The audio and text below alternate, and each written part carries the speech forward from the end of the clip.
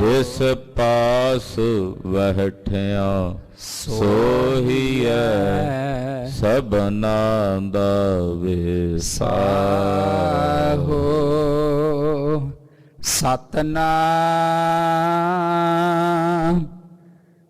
श्री वाहेगुरु साहिब जी। देव गंधारी अब हम चले ठाकुर पहहार। जब हम शरण प्रभु की आए राख प्रभु पावे मार। अब हम चले ठाकुर पहहार। जब हम शरण प्रभु की आए राख प्रभु पावे मार। रहाओ लोकन की चतुराई उपमा ते बैसंतर जार।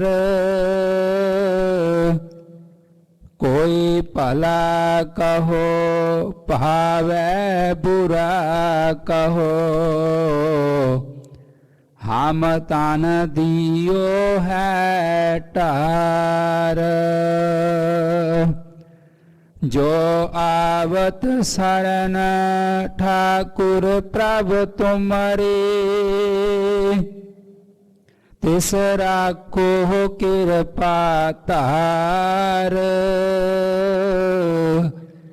जन नानक शरण तुम्हारी हर जियो राखो लाज मुरार। जो आवत शरण ठाकुर प्रभु तुम्हारे तिस राखो कृपा तार। जन नानक शरण तुम्हारी हर जियो राखो लाज मुरार। वाहिगुरु जी का खालसा वाहिगुरु जी की फतेह। धन धन गुरुदेव जिस संग हर जपे गुर कृपाल जपे ताप गुण सब छपे। ऐसे करण कारण भगत वछल कृपा निधान। दसों पातशाहियां दी आत्मक जागदी जोत हाजरा हजूर जहरा जहूर सर्ब कला भरपूर सतगुरु श्री गुरु ग्रंथ साहिब जी महाराज जी की पवित्र पावन हजूरी अंदर जुड़ बैठी गुरु की साजी और नवाजी हुई। गुरु का खास रूप गुरु खालसा साध संगत जीओ वड्डिया भागां वाले हो। अमृत वेले तो गुरु चरनां च जुड़ के नतमस्तक हो के अपने जीवन दीयां घड़ियां गुरु लेखे ला के सफलियां कर रहे हो। अज कतक दे महीने दी संगरांद दा दिन है। कतक दे इस महीने विच जगत गुरु धन धन श्री गुरु नानक देव साहिब सच्चे पातशाह जी महाराज जी ने प्रकाश धारण किया। इसे कतक दे महीने विच जगत गुरु सोढ़ी सुल्तान पातशाह धन श्री गुरु रामदास साहब जी अवतरत होए। इस करके कतक दे महीने नूं गुरसिख वध तो वध भजन करदियां नितनेम करदियां बाणी पढ़दियां गुरु की संगत करदियां बतीत करन दा यतन करदे हन। सतगुरु गुरु नानक साहब जी दा पुरब जाणदियां होया ਕਿਉਂਕਿ ਕੱਤਕ ਦੀ ਪੂਰਨਮਾਸ਼ੀ ਵਾਲੇ ਦਿਨ ਹੀ ਮਹਾਰਾਜ ਗੁਰੂ ਨਾਨਕ ਸਾਹਿਬ ਜੀ ਨੇ ਅਵਤਾਰ ਧਾਰਿਆ, ਪ੍ਰਕਾਸ਼ ਧਾਰਿਆ। ਕੱਤਕ ਦੇ ਮਹੀਨੇ ਦੀ ਸੰਕਰਾਂਤ ਨੂੰ ਜੋ ਸਤਿਗੁਰੂ ਜੀ ਨੇ ਕੱਤਕ ਦੇ ਮਹੀਨੇ ਦੁਆਰਾ ਉਪਦੇਸ਼ ਬਖਸ਼ਿਆ ਹੈ, ਸਤਿਗੁਰਾਂ ਦੇ ਬਖਸ਼ਿਸ਼ ਕੀਤੇ ਗਏ ਪਵਿੱਤਰ ਉਪਦੇਸ਼ ਨੂੰ ਆਪਾਂ ਵਿਚਾਰਾਂਗੇ। ਪਰ ਉਸ ਤੋਂ ਪ੍ਰਥਮ, ਉਸ ਤੋਂ ਪਹਿਲੋਂ ਜੋ ਹੁਕਮਨਾਮਾ ਸ੍ਰੀ ਮੁਖਵਾਕ ਅੰਮ੍ਰਿਤ ਵੇਲੇ ਗੁਰਦੇਵ ਨੇ ਪ੍ਰਕਾਸ਼ ਸਮੇਂ ਬਖਸ਼ਿਆ ਹੈ, ਸਤਿਗੁਰੂ ਜੀ ਦੇ ਪਵਿੱਤਰ ਹੁਕਮਨਾਮੇ ਦੀ ਕਥਾ ਨਾਲ ਜੁੜੀਏ। ਗੁਰਬਾਣੀ ਦੀ ਕਥਾ ਪਰਮੇਸ਼ਰ ਦੀ ਕਥਾ ਹੈ, ਅਕਾਲ ਪੁਰਖ ਦੀ ਕਥਾ ਹੈ। ਇਸ ਕਰਕੇ ਨਾ ਤਾਂ ਕਿਸੇ ਕੋਲ ਇੰਨਾ ਤਾਣ ਹੈ ਕਿ ਕੋਈ ਅਕਾਲ ਪੁਰਖ ਦੀ ਕਥਾ ਕਥ ਸਕੇ, ਨਾ ਕਿਸੇ ਵਿੱਚ ਇੰਨਾ ਤਾਣ ਹੈ ਕਿ ਕੋਈ ਸੁਣ ਸਕੇ। ਜਿੰਨੇ ਕੁ ਮਤ ਬੁੱਧ ਸਤਿਗੁਰੂ ਜੀ ਕਿਸੇ ਨੂੰ ਬਖਸ਼ਦੇ ਹਨ, ਉਨੀ ਕੁ ਮਤ ਬੁੱਧ ਦੇ ਦੁਆਰਾ ਉਹ ਕਥਾ ਕਰ ਲੈਂਦਾ ਹੈ, ਔਰ ਜਿਹੜੇ ਸੁਣਨ ਵਾਲੇ ਨੇ ਉਹ ਸੁਣ ਲੈਂਦੇ ਹਨ। ਤੋ ਗੁਰੂ ਪਾਤਸ਼ਾਹ ਦੀ ਦਇਆ ਮਾਇਆ ਤੇ ਕਿਰਪਾ ਤੋਂ ਬਿਨਾਂ ਕੁਝ ਵੀ ਸੰਭਵ ਨਹੀਂ। ਆਓ ਚੌਥੇ ਪਾਤਸ਼ਾਹ ਸਤਿਗੁਰੂ ਸ੍ਰੀ ਗੁਰੂ ਰਾਮਦਾਸ ਸਾਹਿਬ ਜੀ ਮਹਾਰਾਜ, ਸੋਈ ਰਾਮਦਾਸ ਗੁਰ ਬਲ ਭਣ ਮਿਲ ਸੰਗਤ ਧਨ ਧਨ ਕਰੋ, ਜਿਹ ਸਤਿਗੁਰ ਲਗ ਪ੍ਰਭ ਪਾਈਐ ਸੋ ਸਤਿਗੁਰੂ ਸਿਮਰੋ ਨਰੋ। ਐਸੇ ਜਗਤ ਗੁਰੂ ਸ੍ਰੀ ਗੁਰੂ ਰਾਮਦਾਸ ਸਾਹਿਬ ਜੀ ਦੇ ਪਵਿੱਤਰ ਚਰਨਾਂ 'ਚ ਸੁਰਤ ਜੋੜੀਏ, ਕਿਉਂਕਿ ਅੱਜ ਦੇ ਹੁਕਮਨਾਮੇ ਦੀ ਦਾਤ ਸਤਿਗੁਰੂ ਚੌਥੇ ਪਾਤਸ਼ਾਹ ਨੇ ਸਾਨੂੰ ਬਖਸ਼ਿਸ਼ ਕੀਤੀ ਹੈ। ਧੰਨ ਗੁਰੂ ਰਾਮਦਾਸ ਸਾਹਿਬ ਜੀ ਦੀ ਵਡਿਆਈ ਵੱਡੀ ਹੈ। ਗੁਰਦੇਵ ਦੇ ਚਰਨਾਂ ਵਿੱਚ ਆਪਣਾ ਧਿਆਨ ਕੇਂਦਰਿਤ ਕਰਨ ਵਾਸਤੇ ਸਮੂਹ ਮਾਈ ਭਾਈ ਆਪਣੀ ਰਸਨਾ ਨੂੰ ਪਵਿੱਤਰ ਕਰੋ ਤੇ ਆਖੋ ਜੀ ਸਤਨਾਮ ਸ਼੍ਰੀ ਵਾਹਿਗੁਰੂ ਸਾਹਿਬ ਜੀ। ਸਤਨਾਮ ਸ਼੍ਰੀ ਵਾਹਿਗੁਰੂ ਸਾਹਿਬ ਜੀ। ਦੇਵ ਗੰਧਾਰੀ अब हम चले ठाकुर पहहार। ਰਾਗ ਦੇਵ ਗੰਧਾਰੀ ਹੈ। ਮਹੱਲਾ ਚੌਥਾ ਇੱਥੇ ਨਹੀਂ ਲਿਖਿਆ, ਪਰ ਉੱਪਰ ਸਿਰਲੇਖ ਵਿੱਚ ਜਿੱਥੇ ਰਾਗ ਦੀ ਆਰੰਭਤਾ ਹੋਈ ਹੈ ਉੱਥੇ ਮਹੱਲਾ ਚੌਥਾ ਕਹਿ ਆਏ ਹਨ। ਇਸ ਕਰਕੇ ਇਹ ਚੌਥੇ ਪਾਤਸ਼ਾਹ ਸਤਿਗੁਰੂ ਸ੍ਰੀ ਗੁਰੂ ਰਾਮਦਾਸ ਸਾਹਿਬ ਜੀ ਦੇ ਉਚਾਰਨ ਕੀਤੇ ਗਏ ਸ਼ਬਦ ਨੇ। ਇਹ 6 ਸ਼ਬਦ ਹਨ ਪ੍ਰਥਮ ਰਾਗ ਦੇਵ ਗੰਧਾਰੀ ਵਿੱਚ ਚੌਥੇ ਪਾਤਸ਼ਾਹ ਜੀ ਦੇ। ਇਹ ਚੌਥਾ ਸ਼ਬਦ ਹੈ ਰਾਗ ਦੇਵ ਗੰਧਾਰੀ ਤੇ ਚੌਥੇ ਪਾਤਸ਼ਾਹ ਦਾ ਉਚਾਰਿਆ ਹੋਇਆ। ਅਕਾਲ ਪੁਰਖ ਵਾਹਿਗੁਰੂ ਪਰਮੇਸ਼ਰ ਦੇ ਸਨਮੁਖ, ਆਪਣੇ ਗੁਰਦੇਵ ਦੇ ਸਨਮੁਖ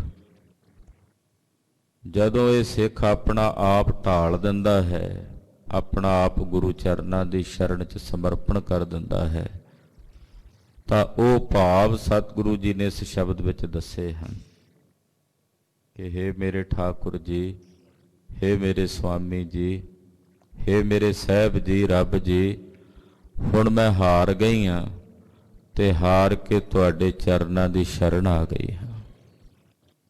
ਜਦੋਂ ਹਾਰਦੇ ਹਾਂ, ਹਰ ਪਾਸਿਓਂ ਨਿਰਾਸ਼ ਹੋ ਜਾਈਦਾ ਹੈ, ਉਦੋਂ ਹੀ ਸ਼ਰਨ 'ਚ ਪਈਦਾ ਹੈ।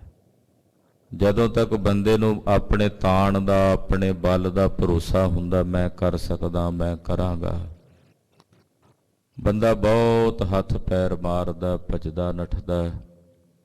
ਜਦੋਂ ਕੋਈ ਪੇਸ਼ ਨਹੀਂ ਜਾਂਦੀ, ਫਿਰ ਹੱਥ ਜੋੜ ਕੇ ਪਰਮੇਸ਼ਰ ਅੱਗੇ ਅਰਦਾਸ ਕਰਦਾ, ਹੇ ਵਾਹਿਗੁਰੂ, ਮੇਰਾ ਕੋਈ ਜ਼ੋਰ, ਕੋਈ ਤਾਣ ਨਹੀਂ ਪਿਆ ਚੱਲਦਾ, ਹੁਣ ਮੈਂ ਤੁਹਾਡੀ ਸ਼ਰਨ 'ਚ, ਤੁਸੀਂ ਕਿਰਪਾ ਕਰਕੇ ਮੇਰਾ ਮਾਰਗ ਦਰਸ਼ਨ ਕਰੋ, ਤੁਸੀਂ ਰਾਹ ਦੱਸੋ। ਇਹਨੂੰ ਕਹਿੰਦੇ ਨੇ ਸ਼ਰਨ 'ਚ ਪੈ ਜਾਣਾ। 84 ਲੱਖ ਜੋਨੀਆਂ ਦਾ ਗੇੜਾ ਬਹੁਤ ਲੰਮਾ ਹੈ।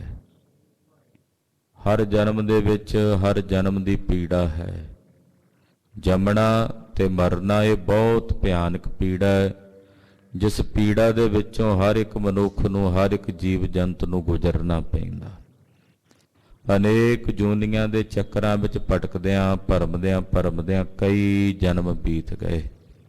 ਕਈ ਜਨਮ ਭਏ ਕੀਟ ਪਤੰਗਾ, ਕਈ ਜਨਮ ਗਜ ਮੀਨ ਕੁਰੰਗਾ, ਕਈ ਜਨਮਾਂ ਦੀ ਜਿਹੜੀ ਭਟਕਣ ਹੈ, ਇਸ ਭਟਕਣ ਨੂੰ ਜਦੋਂ ਅਸੀਂ ਆਪਣੇ ਹਿਰਦੇ ਵਿੱਚ ਮਹਿਸੂਸ ਕਰਾਂਗੇ, ਜਾਣਾਂਗੇ ਕਿ ਜੰਮਣ ਮਰਨ ਦਾ ਚੱਕਰ ਬਹੁਤ ਭਿਆਨਕ ਹੈ, ਇਹ ਪੀੜਾ ਬਹੁਤ ਦੁਖਦਾਈ। ਮਹਾਰਾਜ ਗੁਰੂ ਨਾਨਕ ਸਾਹਿਬ ਜੀ ਦੀ ਜਨਮ ਸਾਖੀ 'ਚ ਜ਼ਿਕਰ ਆਉਂਦੇ ਹਨ।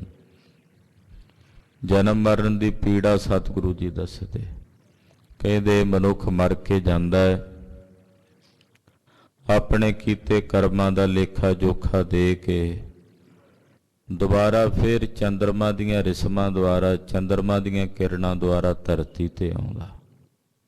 ਤੁਸੀਂ ਆਖੋਗੇ ਚੰਦਰਮਾ ਦੀਆਂ ਕਿਰਨਾਂ ਦੁਆਰਾ ਇਹ ਜੀਵ ਕਿਵੇਂ ਆਉਂਦਾ ਧਰਤੀ ਤੇ? ਕਿਉਂਕਿ ਚੰਦਰਮਾ ਦੀਆਂ ਜਿਹੜੀਆਂ ਕਿਰਨਾਂ ਨੇ ਉਹਦੇ 'ਚੋਂ ਰਸ ਜਿਹੜਾ ਉਹ ਪ੍ਰਕਿਰਤੀ ਵਿੱਚ, ਅੰਨ ਵਿੱਚ ਉਹ ਪੈਂਦਾ, ਤਾਂ ਰਸ ਆਉਂਦਾ। ਜੇ ਚੰਦਰਮਾ ਦੀਆਂ ਕਿਰਨਾਂ ਧਰਤੀ ਤੇ ਨਾ ਪੈਣ ਤੇ ਜਿੰਨੀ ਬਨਸਪਤੀ ਹੈ ਇਹਦੇ 'ਚੋਂ ਰਸ ਖਤਮ ਹੋ ਜੇ, ਸਾਰਾ ਕੁਝ ਸੁੱਕ ਸੜ ਜਾਏ। ਤੋ ਜਿਵੇਂ ਸੂਰਜ ਦੀ ਲੋੜ ਪੈਂਦੀ ਹੈ ਨਾ ਖੇਤੀ ਲਈ, ਇਸੇ ਤਰ੍ਹਾਂ ਚੰਦਰਮਾ ਦੀ ਵੀ ਜ਼ਰੂਰਤ ਹੈ। ਚੰਦਰਮਾ ਨਾਲ ਰਸ ਭਰਿਆ ਜਾਂਦਾ ਪ੍ਰਕਿਰਤੀ 'ਚ। ਕਹਿੰਦੇ ਚੰਦਰਮਾ ਦੀਆਂ ਰਿਸਮਾਂ ਦੁਆਰਾ ਜਿਹੜੇ ਅੰਨ ਦੇ ਦਾਣੇ ਹਨ, ਉਹਨਾਂ ਅੰਨ ਦੇ ਦਾਣਿਆਂ ਦੇ ਵਿੱਚ ਜੀਵ ਪ੍ਰਵੇਸ਼ ਕਰ ਜਾਂਦਾ। ਫਿਰ ਉਹ ਅੰਨ ਦੇ ਦਾਣੇ ਪੱਕਦੇ ਨੇ, ਪੱਕਣ ਤੋਂ ਬਾਅਦ ਉਹਨਾਂ ਨੂੰ ਗਾਂਢ 'ਚ ਪਾਇਆ ਜਾਂਦਾ, ਕੱਢੇ ਜਾਂਦੇ ਹੈ। ਫਿਰ ਚੱਕੀ ਦੇ ਪੁੜਾਂ ਥੱਲੇ ਉਸ ਜੀਵ ਨੂੰ ਦਾਣਿਆਂ ਦੇ ਰੂਪ ਵਿੱਚ ਪੀਸਿਆ ਜਾਂਦਾ। ਪਾਤਸ਼ਾਹ ਨੇ ਬਚਨ ਕਹੇ ਨੇ, ਜੇਤੇ ਦਾਣੇ ਅੰਨ ਕੇ ਜੀਆਂ ਬਾਝ ਨਾ ਕੋਏ। ਜਿੰਨੇ ਅੰਨ ਦੇ ਦਾਣੇ ਨੇ ਇਹਨਾਂ ਵਿੱਚ ਵੀ ਤਾਂ ਜੀਵ ਹੈ।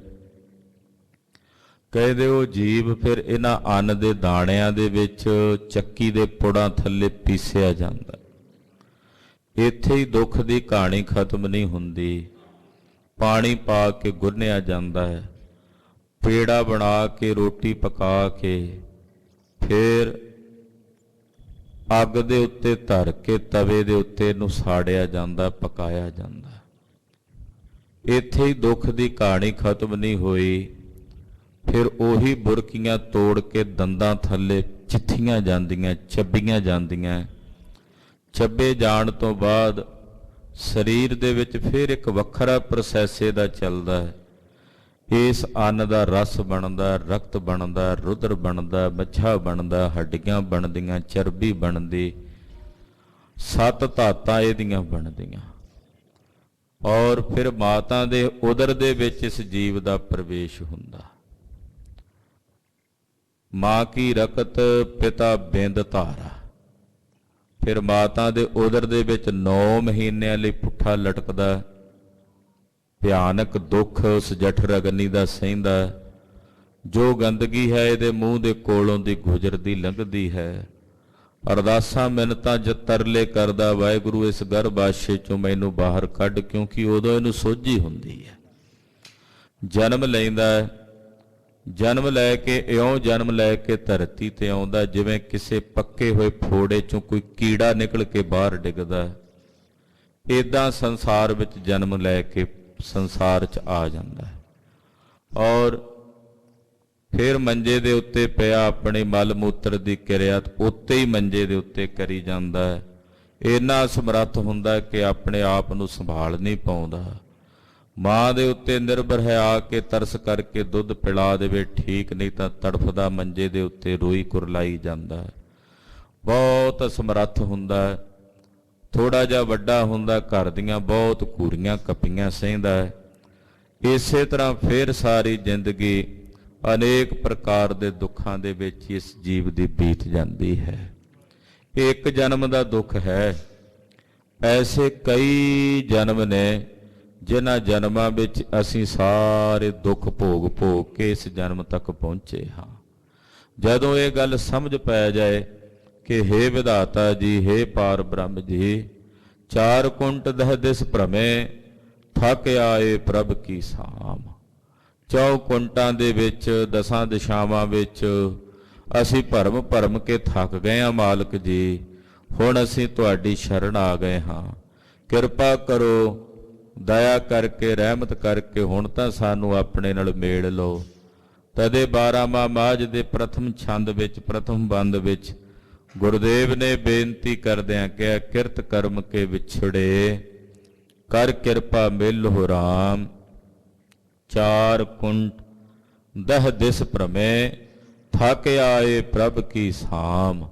ਮਹਾਰਾਜ ਥੱਕ ਕੇ ਤੁਹਾਡੀ ਸ਼ਰਨ ਆ ਗਏ ਹਾਂ, ਕਿਰਪਾ ਕਰਕੇ ਦਇਆ ਕਰਕੇ ਹੁਣ ਤਾਂ ਸਾਨੂੰ ਆਪਣੇ ਸਰੂਪ 'ਚ ਮੇਲ ਲੋ। ਬਹੁਤ ਜਨਮ ਵਿਛਰੇ ਥੇ ਮਾਧੋ, ਇਹੋ ਜਨਮ ਤੁਮਾਰੇ ਲੇਖੇ।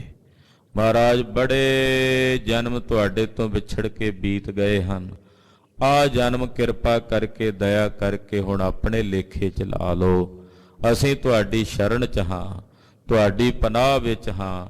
ਅਬ ਹਮ ਚਲੀ ਠਾਕੁਰ ਪਹਿਹਾਰ, अब हम चली ठाकुर पहहार, अब हम चले ठाकुर पहहार, अब हम चले ठाकुर पहहार। अब हम चली ठाकुर पहहार, अब हम चली ठाकुर पहहार। अब हम चले ठाकुर पहहार, अब हम चले ठाकुर पहहार। हे मेरे ठाकुर जी, हे मेरे स्वामी जी, ਹੁਣ ਮੈਂ ਹਾਰ ਕੇ ਤੁਹਾਡੇ ਚਰਨਾਂ ਦੀ ਸ਼ਰਨ 'ਚ ਆ ਚੱਲੀ ਹਾਂ, ਹਾਰ ਪਈ ਹਾਂ। ਪ੍ਰਭ ਜਨਮ ਮਰਨ ਨਿਵਾਰ, ਹਾਰ ਪਰਿਓ ਦੁਆਰ। ਪ੍ਰਭ ਜਨਮ ਮਰਨ ਨਿਵਾਰ, ਹਾਰ ਪਰਿਓ ਦੁਆਰ। ਤੁਹਾਡੇ ਚਰਨਾਂ ਦੀ ਸ਼ਰਨ 'ਚ ਹਾਰ ਕੇ ਟਹਿ ਪਏ, ਸ਼ਰਨ ਆ ਗਏ। ਜਪ ਤਪ ਸੰਜਮ ਧਰਮ ਨਾ ਕਮਾਇਆ, ਸੇਵਾ ਸਾਧ ਨ ਜਾਣਿਆ ਹਰ ਰਾਇਆ। ਕਹੋ ਨਾਨਕ ਹਮ ਨੀਚ ਕਰਮਾ, ਸਰਣ ਪਰੇ ਕੀ ਰਾਖੋ ਸਰਮਾ। ਮਹਾਰਾਜ ਤੁਹਾਡੀ ਸ਼ਰਨ ਆ ਗਏ, ਕਿਰਪਾ ਕਰੋ, ਦਇਆ ਕਰੋ, ਹੁਣ ਰੱਖ ਲਓ ਆਪਣੀ ਸ਼ਰਨ 'ਚ। ਤੁਹਾਡੀ ਪਨਾਹ ਵਿੱਚ ਆ ਮਹਾਰਾਜ, ਜਿਹੋ ਜਿਹੇ ਵੀ ਆ ਤੁਹਾਡੇ ਆ। ਹੁਣ ਤਾਂ ਹਾਰ ਕੇ ਹੀ ਜਦੋਂ ਆ ਗਏ, ਕਿਸੇ ਹੋਰ ਪਾਸੇ ਟੇਕ ਹੀ ਨਹੀਂ। ਸਗਲ ਦੁਆਰ ਕੋ ਛਾੜ ਕੇ ਗਇਓ ਤੁਹਾਰੋ ਦੁਆਰ, ਬਾਹੇ ਗਹੇ ਕੀ ਲਾਜ ਆਸ, ਗੋਬਿੰਦ ਦਾਸ ਤੁਹਾਰ। ਤੁਮਰੀ ਸ਼ਰਨ ਤੁਮਾਰੀ ਆਸਾ, ਤੁਮ ਹੀ ਸੱਜਣ ਸੁਹੇਲੇ, ਰਾਖੋ ਰਾਖਣ ਹਾਰ ਦਿਆਲਾ, ਨਾਨਕ ਕਰਕੇ ਗੋਲੇ। ਮਹਾਰਾਜ ਤੁਹਾਡੀ ਸ਼ਰਨ ਹਾਂ, ਤੁਹਾਡੇ ਚਰਨਾਂ ਦੀ ਸ਼ਰਨ 'ਚ ਆ ਕੇ ਟਹਿ ਪਏ ਹਾਂ। जब हम शरण प्रभु के आए, राख प्रभु पावै मार। ਜਦੋਂ ਆਪਣੇ ਪ੍ਰਭੂ ਦੀ ਸ਼ਰਨ ਹੀ ਆ ਪਈ, ਤੇ ਹੁਣ ਤਾਂ ਇਹ ਮਾਲਕ ਦੀ ਮਰਜ਼ੀ ਹੈ, ਮੇਰੇ ਪ੍ਰਭੂ ਦੀ ਮਰਜ਼ੀ ਹੈ, ਉਹ ਭਾਵੇਂ ਰੱਖੇ ਤੇ ਭਾਵੇਂ ਮਾਰੇ। ਸ਼ਰਨ ਆਏ ਨੂੰ ਹੀਲ ਹੁਜਤ ਕਰਨ ਦੀ ਥੋੜੀ। ਬੰਦਾ ਕਿਸੇ ਦੇ ਕੋਲ ਕੋਈ ਫਰਿਆਦ ਲੈ ਕੇ ਚਲਾ ਜਾਂਦਾ ਦੁਖੀ ਹੋ ਕੇ, ਇਹ ਤਾਂ ਅਗਲੇ ਦੀ ਮਰਜ਼ੀ ਹੈ ਨਾ ਵੀ ਉਹ ਸੁਣੇ ਕਿ ਨਾ ਸੁਣੇ। ਉਹ ਤੁਹਾਡੇ ਉਸ ਦੁੱਖ ਨੂੰ ਦੂਰ ਕਰਨ ਲਈ ਤੁਹਾਡੀ ਸਹਾਇਤਾ ਕਰੇ ਕਿ ਨਾ ਕਰੇ, ਇਹਦਾ ਉਹਦੀ ਮਰਜ਼ੀ ਹੈ, ਜ਼ੋਰ ਥੋੜੀ ਹੁੰਦਾ। ਆ ਜਿਹੜੇ ਮੰਤਰੀ ਸੰਤਰੀ ਤੁਸੀਂ ਆਪਣੀਆਂ ਵੋਟਾਂ ਨਾਲ ਚੁਣਦੇ ਜੇ, ਉਹ ਗੱਲ ਵੱਖਰੀ ਹੈ ਵੀ ਉਹ ਤਾਂ ਤੁਹਾਡੇ ਨੌਕਰ ਹੋਏ, ਗੁਲਾਮ ਹੋਏ।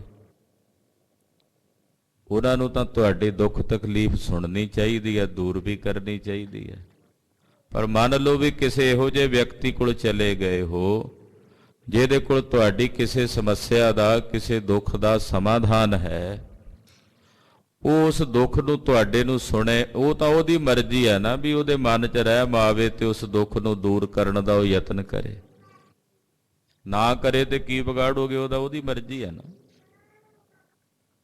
ਇਸੇ ਤਰ੍ਹਾਂ ਅਕਾਲ ਪੁਰਖ ਦੇ ਸਨਮੁਖ ਬੇਨਤੀ ਕਰਦਿਆਂ ਕਹਿੰਦੇ ਗੁਰੂ ਦੇ ਅੱਗੇ, ਮਹਾਰਾਜ ਜਦੋਂ ਤੁਹਾਡੀ ਸ਼ਰਨ ਹੀ ਆ ਗਏ ਹਾਂ, ਇਹ ਤਾਂ ਹੁਣ ਤੁਹਾਡੀ ਮਰਜ਼ੀ ਹੈ, ਤੁਸੀਂ ਭਾਵੇਂ ਰੱਖੋ ਤੇ ਭਾਵੇਂ ਮਾਰੋ। ਅਸੀਂ ਕੀ ਕਹਿ ਸਕਦੇ ਹਾਂ, ਅਸੀਂ ਤਾਂ ਸ਼ਰਨ ਆ ਗਏ ਹਾਂ।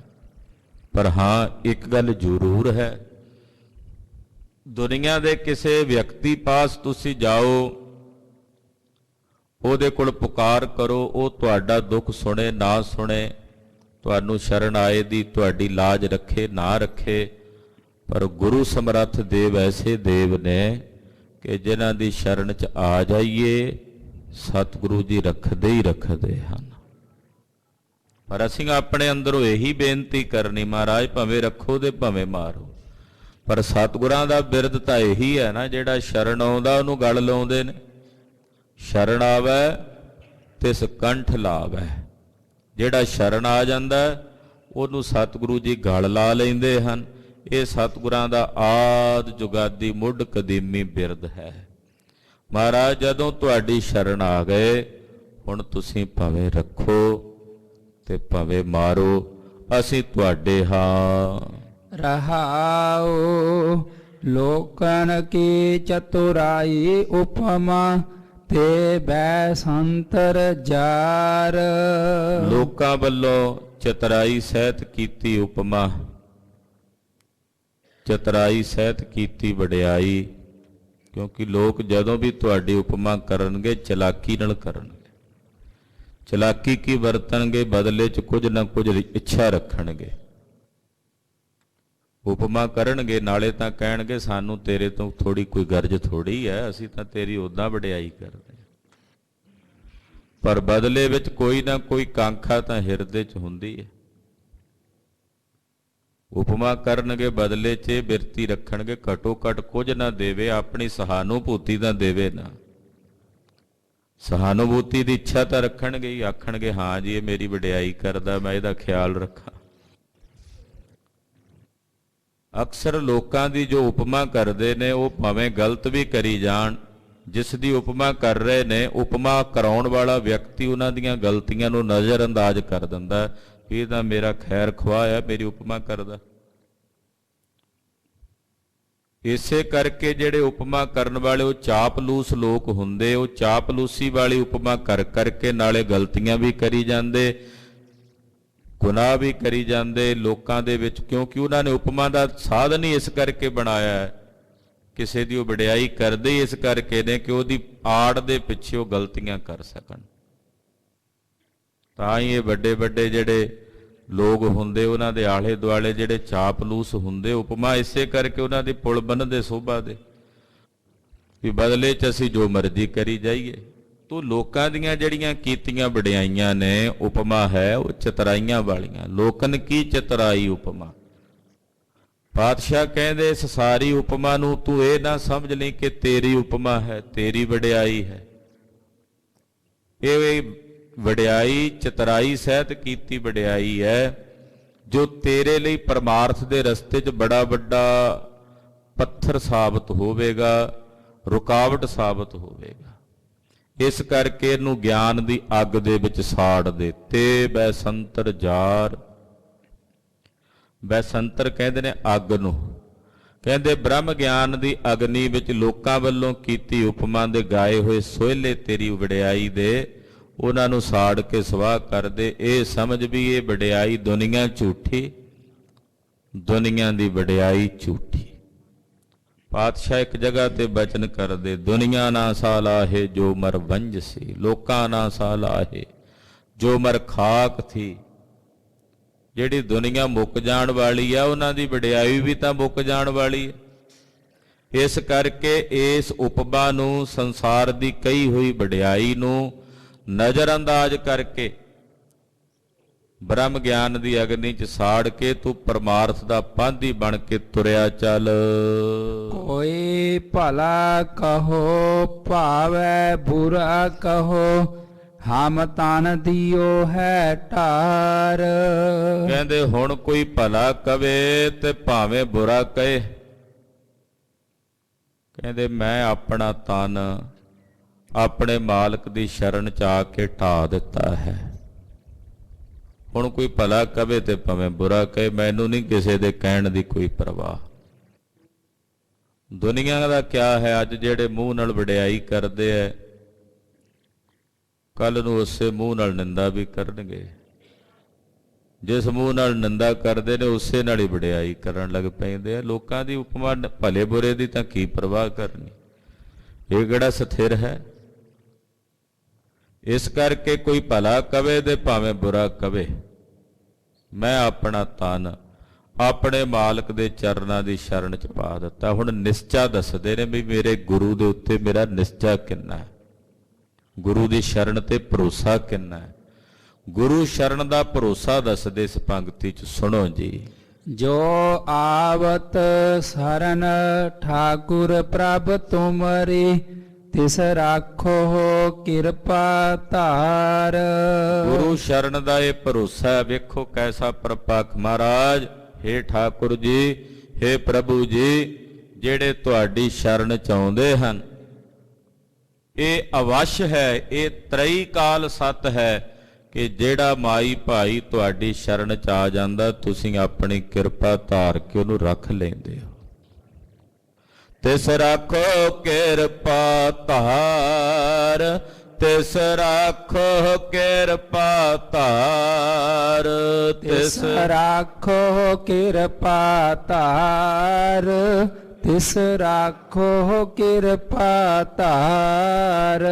ਤਿਸ ਰਾਖੋ ਕਿਰਪਾ ਧਾਰ, ਤਿਸ ਰਾਖੋ ਕਿਰਪਾ ਧਾਰ, ਤਿਸ ਰਾਖੋ ਕਿਰਪਾ ਧਾਰ, ਤਿਸ ਰਾਖੋ ਕਿਰਪਾ ਧਾਰ। ਇਹ ਸਤ ਹੈ, ਤ੍ਰਈ ਕਾਲ ਸਤ ਹੈ ਕਿ ਮਹਾਰਾਜ, ਹੇ ਠਾਕੁਰ ਜੀ, ਹੇ ਪ੍ਰਭੂ ਜੀ, ਜਿਹੜੇ ਤੁਹਾਡੀ ਸ਼ਰਨ ਚ ਆ ਜਾਂਦੇ ਹਨ, ਉਹਨਾਂ ਨੂੰ ਤੁਸੀਂ ਆਪਣੀ ਕਿਰਪਾ ਧਾਰ ਕੇ ਰੱਖਦੇ ਹੋ। ਕਿੰਨੇ ਪ੍ਰਮਾਣ ਨੇ, ਕਿੰਨੀਆਂ ਉਦਾਹਰਨਾਂ ਨੇ ਇਤਿਹਾਸ ਵਿੱਚ। ਉਹ ਹਾਥੀ ਜਿਹੜਾ ਇੱਕ ਜਾਨਵਰ ਸੀ, ਉਹ ਸ਼ਰਨ ਪੈ ਗਿਆ ਮਾਲਕ ਦੀ, ਤੇ ਕਿਰਪਾ ਧਾਰ ਕੇ ਗੱਜ ਗਰਾਹ ਤੇ ਛੁੱਟਾ, ਉਹ ਵੀ ਛੁੱਟ ਗਿਆ, ਮੁਕਤ ਹੋ ਗਿਆ। ਮਹਾਰਾਜ, ਜਿਹੜਾ ਤੁਹਾਡੀ ਸ਼ਰਨ ਆ ਜਾਂਦਾ ਤੁਸੀਂ ਰੱਖ ਲੈਂਦੇ ਹੋ। ਇਹ ਤੁਹਾਡਾ ਆਦਿ ਜੁਗਾਦੀ ਬਿਰਦ ਹੈ, ਅੱਜ ਦਾ ਥੋੜੀ ਹੈ। ਜਦੋਂ ਦੀ ਪ੍ਰਕਿਰਤੀ ਬਣੀ ਹੈ, ਜਦੋਂ ਦੀ ਸ੍ਰਿਸ਼ਟੀ ਦੀ ਰਚਨਾ ਤੁਸਾਂ ਨੇ ਕੀਤੀ ਹੈ, ਇਹ ਬਿਰਦ ਤੁਹਾਡਾ ਉਦੋਂ ਦਾ ਹੀ ਹੈ। ਜਿਹੜਾ ਸ਼ਰਨ ਆ ਜਾਂਦਾ ਉਹਨੂੰ ਰੱਖ ਲੈਂਦੇ ਹੋ। ਜਿੱਡਾ ਵੱਡਾ ਮਰਜ਼ੀ ਗੁਨਹਗਾਰ ਵੀ ਕਿਉਂ ਨਾ ਹੋਵੇ, ਅਪਰਾਧੀ ਹੀ ਕਿਉਂ ਨਾ ਹੋਵੇ, ਜੇ ਸ਼ਰਨ ਆ ਗਿਆ ਫਿਰ ਰੱਖ ਲੈਂਦੇ ਹੋ। 52 ਰਾਜੇ ਇਸੇ ਕੱਤਕ ਦੇ ਮਹੀਨੇ ਵਿੱਚ ਆਪਾਂ ਮਨਾਉਣੀ ਹੈ ਦੀਵਾਲੀ, ਬੰਦੀ ਛੋੜ ਦਿਵਸ। 52 ਰਾਜੇ ਮਹਾਰਾਜ ਗੁਰੂ ਹਰਗੋਬਿੰਦ ਸਾਹਿਬ ਮੇਰੀ ਪੀਰੀ ਦੇ ਮਾਲਕ ਸਤਿਗੁਰਾਂ ਦੀ ਸ਼ਰਨ ਆ ਗਏ। ਬਖਸ਼ੋ ਮਹਾਰਾਜ, ਸਾਨੂੰ ਛੱਡ ਕੇ ਨਾ ਜਾਇਓ। ਪਾਤਸ਼ਾਹ ਕਹਿੰਦੇ ਜਾਵਾਂਗੇ ਤੇ ਨਾਲ ਹੀ ਲੈ ਕੇ ਜਾਵਾਂਗੇ, ਜੇ ਤੁਸੀਂ ਨਾ ਗਏ ਨਾਲ ਤਾਂ ਫਿਰ ਅਸੀਂ ਵੀ ਇੱਥੇ ਰਹਾਂਗੇ। ਸ਼ਰਨ ਆਇਆਂ ਨੂੰ ਗਲ ਲਾਇਆ, 52 ਦੇ 52 ਰਾਜਿਆਂ ਨੂੰ ਮੁਕਤੀ ਪ੍ਰਦਾਨ ਕੀਤੀ। ਜਿਹੜਾ ਵੀ ਸਤਿਗੁਰਾਂ ਦੀ ਸ਼ਰਨ ਆ ਜਾਂਦਾ ਮਹਾਰਾਜ, ਤੁਸੀਂ ਕਿਰਪਾ ਧਾਰ ਕੇ ਉਹਨਾਂ ਨੂੰ ਰੱਖਦੇ ਹੋ। ਕਲਗੀਧਰ ਪਾਤਸ਼ਾਹ ਦੀ ਸ਼ਰਨ ਬਾਦਸ਼ਾਹ ਬਹਾਦਰ ਸ਼ਾਹ ਆ ਗਿਆ, ਉਹ ਔਰੰਗਜ਼ੇਬ ਦਾ ਪੁੱਤਰ ਹੈ। ਉਹ ਔਰੰਗਜ਼ੇਬ ਜਿਹੜਾ ਸਤਿਗੁਰਾਂ ਦੇ 4 ਬੱਚਿਆਂ ਦਾ ਕਾਤਲ ਹੈ, 9ਵੇਂ ਪਾਤਸ਼ਾਹ ਨੂੰ ਸ਼ਹੀਦ ਕਰਨ ਵਾਲਾ, ਉਹਦਾ ਪੁੱਤਰ ਬਹਾਦਰ ਸ਼ਾਹ ਜੇ ਕਲਗੀਧਰ ਦੀ ਸ਼ਰਨ ਆਉਂਦਾ ਤਾਂ ਮਹਾਰਾਜ ਜੀ ਨੂੰ ਰਾਜ ਭਾਗ ਬਖਸ਼ਦੇ ਨੇ। ਸਤਿਗੁਰਾਂ ਦਾ ਬਿਰਦ ਹੈ, ਜਿਹੜਾ ਸ਼ਰਨ ਆ ਜਾਂਦਾ ਉਹਨੂੰ ਰੱਖ ਲੈਂਦੇ ਹਨ। ਤੋ ਮਹਾਰਾਜ, ਜੋ ਆਵਤ ਸ਼ਰਨ ਠਾਕੁਰ ਪ੍ਰਭ ਤੋਂ ਮੇਰੀ। ਮਹਾਰਾਜ ਪ੍ਰਭੂ ਜੀ, ਜਿਹੜਾ ਤੁਹਾਡੀ ਸ਼ਰਨ ਆ ਜਾਂਦਾ ਹੈ ਤੇ ਸਰਾਖੋ ਕਿਰਪਾ ਧਾਰ। ਮਹਾਰਾਜ, ਉਹਨੂੰ ਕਿਰਪਾ ਧਾਰ ਕੇ, ਰਹਿਮਤ ਕਰਕੇ ਤੁਸੀਂ ਰੱਖ ਲੈਂਦੇ ਹੋ। ਜਨ ਨਾਨਕ ਸਰਨ ਤੁਮਾਰੀ, ਹਰ ਜਿਉ ਰਾਖੋ ਲਾਜ ਮੁਰਾਰ। ਅਖੀਰਲੀ ਪੰਕਤੀ ਚ ਮਹਾਰਾਜ ਚੌਥੇ ਪਾਤਸ਼ਾਹ ਫਰਮਾਨ ਕਰਦੇ, ਧੰਨ ਗੁਰੂ ਰਾਮਦਾਸ ਸਾਹਿਬ ਮਹਾਰਾਜ ਜੀ, ਹਰ ਜਿਉ ਮੈਂ ਤੁਹਾਡੀ ਸ਼ਰਨ ਹਾਂ, ਕਿਰਪਾ ਕਰੋ ਮਹਾਰਾਜ, ਮੇਰੀ ਵੀ ਲਾਜ ਰੱਖ ਲਓ। ਰੱਖੋ ਲਾਜ ਮੁਰਾਰ, ਰੱਖੋ ਲਾਜ ਮੁਰਾਰ, ਰੱਖੋ ਲਾਜ ਮੁਰਾਰ, ਰੱਖੋ ਲਾਜ ਲਾਜ ਮੁਰਾਰ ਰਾਖੋ ਲਾਜ ਮੁਰਾਰ, ਰਾਖੋ ਲਾਜ ਮੁਰਾਰ, ਰਾਖੋ ਲਾਜ ਮੁਰਾਰ, ਰਾਖੋ ਲਾਜ ਮੁਰਾਰ। ਇਹ ਹਰ ਜੀਓ ਮੈਂ ਵੀ ਤੁਹਾਡੀ ਸ਼ਰਨ ਆ ਪਿਆ, ਤੁਹਾਡੀ ਵਡਿਆਈ ਸੁਣ ਕੇ ਕਿ ਤੁਸੀਂ ਸ਼ਰਨ ਸੂਰ ਹੋ। ਜਿਹੜਾ ਸ਼ਰਨ ਚ ਆ ਜਾਂਦਾ ਉਹਨੂੰ ਰੱਖ ਲੈਂਦੇ ਹੋ। ਮੈਂ ਵੀ ਤੁਹਾਡੀ ਸ਼ਰਨ ਚ ਆ ਮਹਾਰਾਜ, ਮੇਰੀ ਵੀ ਲਾਜ ਰੱਖ ਲਓ, ਲੱਜਾ ਰੱਖ ਲਓ, ਸ਼ਰਨ ਆਏ ਦੀ ਲਾਜ ਰੱਖ ਲਓ। ਇਹ ਬੇਨਤੀ ਕਰਦਿਆਂ ਗੁਰਦੇਵ ਨੇ ਇਸ ਪਾਵਨ ਸ਼ਬਦ ਨੂੰ ਸੰਪੰਨ ਕੀਤਾ।